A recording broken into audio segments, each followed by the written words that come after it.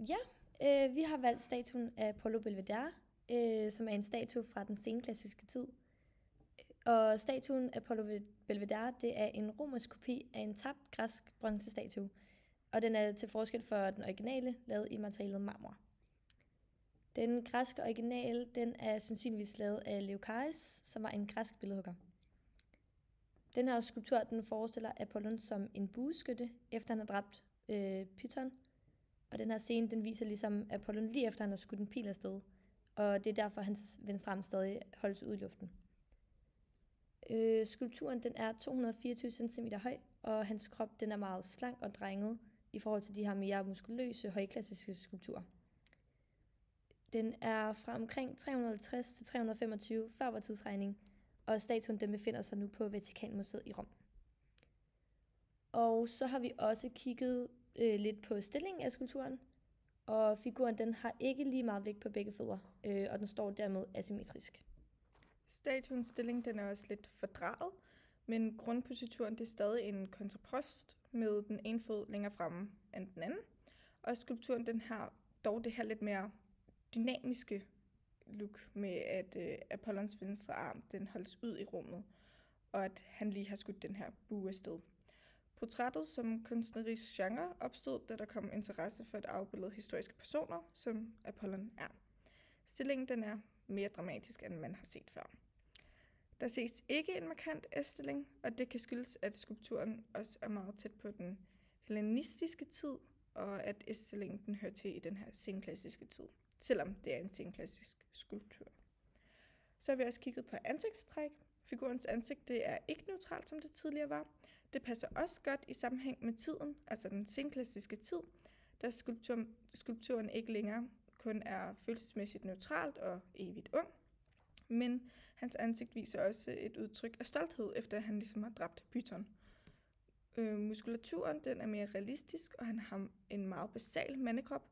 Han er meget let påklædt med en kappe, og det viser heroisk nøgenhed, som man ofte ser i græsk tid. Man udtrykker altså sin stolthed og skønhed gennem sin nøgenhed. Og hans ben de er lidt mere detaljerede end resten af hans krop. For eksempel kan man se, at hans læge er mere muskuløse.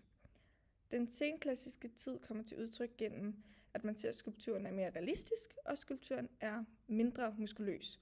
Og han har altså ikke det her arkaiske smil, men ansigtet er heller ikke helt neutralt, så ansigtet viser den her stolthed.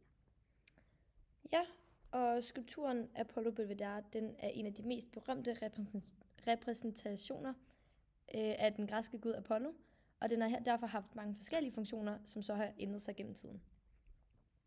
Og Apollo, han var en af de vigtigste guder i den græske mytologi, og han repræsenterede både lys, musik, poesi og profeti.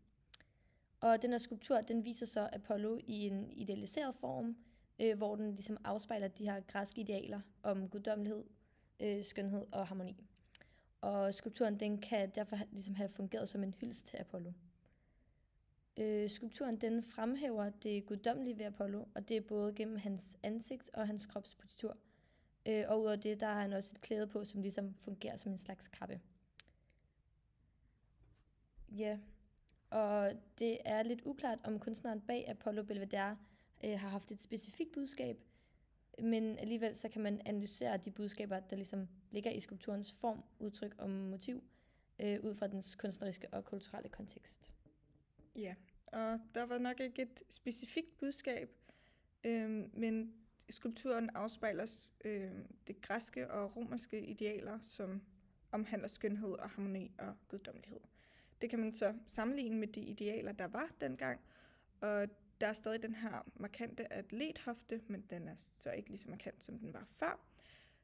Man ser stadig de perfekte mål for mennesket, fra fod til knæ og knæ til hofte, og de her perfekte proportioner her i den her skulptur, som ligesom passer ind i skønhedsidealet for manden.